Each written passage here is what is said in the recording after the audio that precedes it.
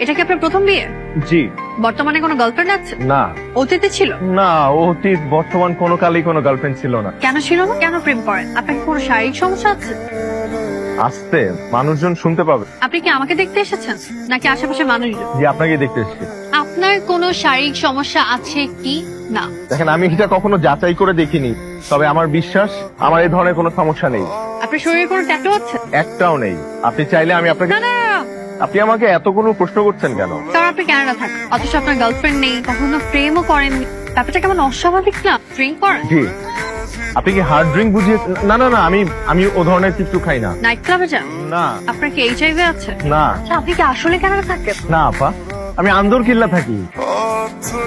আমার সাথে একদম ফাইজলামি করবেন, আমি আপনার বেআইন না। ঢাকা মেডিকেল কলেজের মেন্টাল হেলথ ডিপার্টমেন্টটা কোন দিকে? মেন্টাল হেলথ বিভাগ খুঁজছেন কেন? আপনি কি পাগল? বিশ্বাস করেন এবার দেশে আসার আগে একদম ঠিকঠাক ছিলাম, কিন্তু দেশে আসার পর মনে হচ্ছে পাগল হয়ে গিয়েছে।